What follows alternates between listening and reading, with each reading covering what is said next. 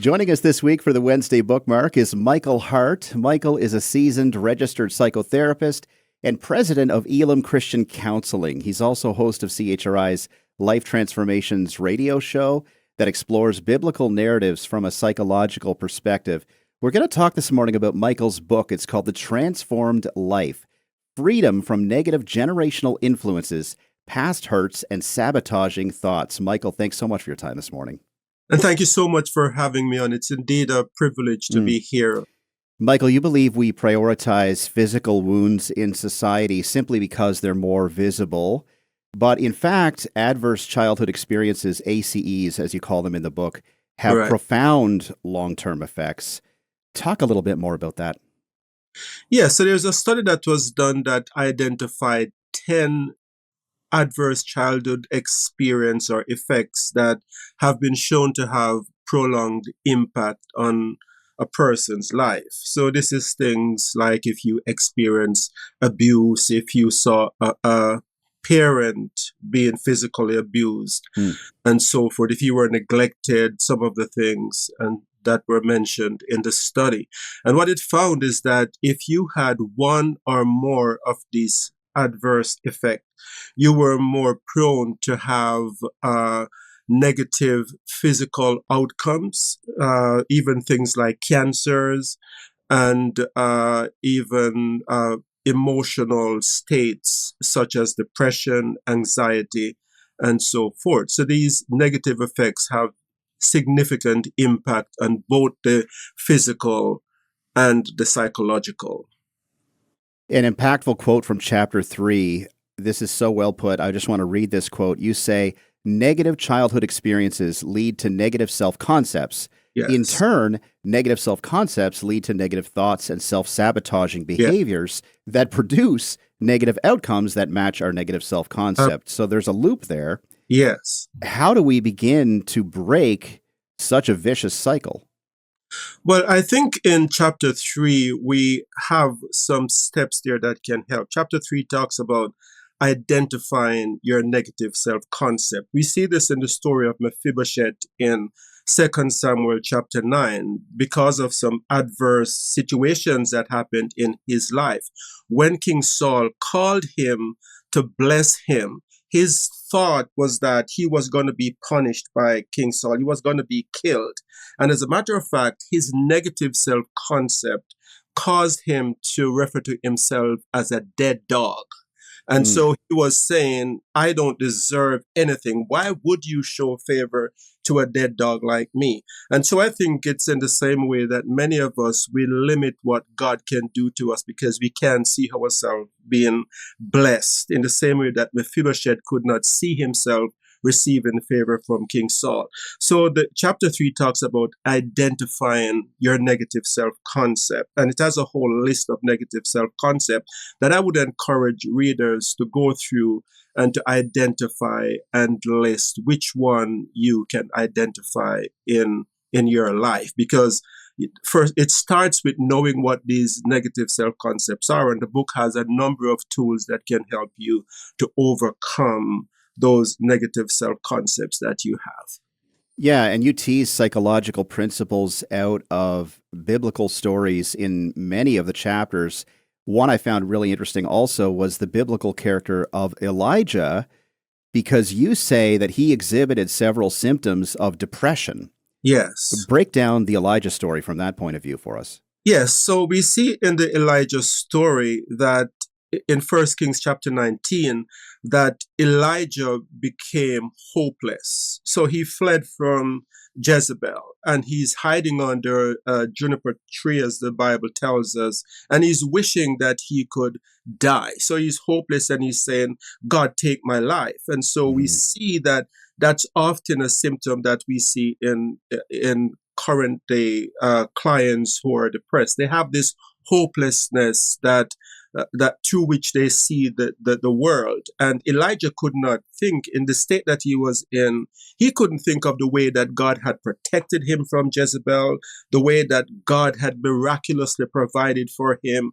All he could see in that moment is that Jezebel is after me to kill me. And so in that chapter, we talked about the symptoms of depression, but we also went on in the following chapter to talk about how God cared for Elijah. And we see a number of strategies that God used with Elijah that we use as clinicians today in helping the depressed. One of the strategies that God used was to challenge Elijah's negative thinking. So when Elijah said, I am the only one left, that's a cognitive distortion that's called arbitrary inference, because Elijah had no way of knowing that he was the only one left, right? He didn't do a Yeah, right. survey and went from city to say, is there some other believer out there that served God? But his negative state is, I am the only one left. So that's arbitrary inference. And what God did, God had to gently challenge that negative thought pattern by saying, Elijah, I have 7,000 more people that have bowed their knees to Baal. And I think as clinicians, that's what we do. We challenge the negative thought patterns of people who come to see us and help them to begin to see that there is a brighter side, that there are positive ways of looking on their circumstances. You've identified 7 different family snares, you call them. And in fact, the concept of snares comes from Psalm 91. Give us an example of a family snare. So a family snare would be one of domination. So this is where a child is dominated. They didn't have a voice. Their opinion doesn't matter, and they're dominated. It could also be physical, where a child is beaten into submission. They for things that a child should not be punished for, like maybe spilling milk. And so when a child is dominated like that, they grow up having a negative way of not just looking at the world, but how they see others. They might expect that others are going to treat them in dominant ways or treat them in unfair ways. So they go through the world, through life with their defenses up. And this may lead to them sabotaging relationships. This may lead to them even in church, wreaking havoc in church, because they can't allow anyone to get close to them because of fear that maybe they're going to be hurt. So they might have also problems submitting to authority, because they may feel if I submit to the pastor or to someone in leadership, they're going to hurt me. So they put up this barrier and they push back even when there is no need for them to do so. Michael, if you could key in on one section of the book that would be especially helpful for churches, what section would that be? I think that would be chapter 16, where I talked about the 7 steps to freedom. This could actually be a section that could be used for a weekend healing retreat, where you take the attendees through these 7 steps. These steps are designed so that if you go through, it can heal from every of the negative things that we have talked about in the book, from depression, from negative self-concepts, from the emotional cancers, and from the family snares. So in that section, we have tools such as how to identify your negative generational curses, how to forgive others who have hurt you, how to make amends to others who have hurt you. Those are just a few of the steps. And I know we don't have time to go into all of these here, but these steps are carefully laid out, that once you go through these steps, it will take you to that place where you can overcome the adverse childhood experiences and every negative thing that we have talked about in this book so far. Yeah, so good. Michael, let's end our discussion by circling back to where we began on the note of self-concepts. What proactive steps can those listening to us today take, even immediately, to begin replacing their own negative self-concepts with positive ones?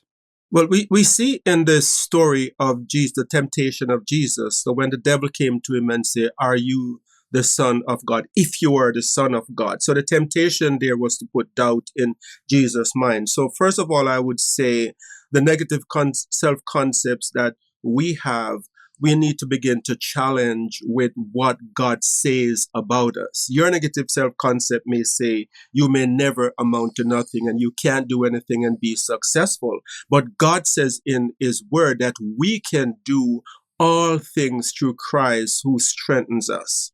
And I think when you begin to apply scripture to your negative self-concepts, it's a very potent way of overcoming that negative self-concept. So that's a very important step that you can take to deal with negative self-concept. So much more in the book. As I told you before we started recording, I loved the book. Again, we've been talking about the transformed, trying to get this in the right angle here for the camera. The transformed life, freedom from negative generational influences, past hurts, and sabotaging thoughts. Ottawa's own Michael Hart, our guest this week for the Wednesday Bookmark. Excellent stuff, Michael. Thank you so much for your time. Thank you so much for having me on. God bless you.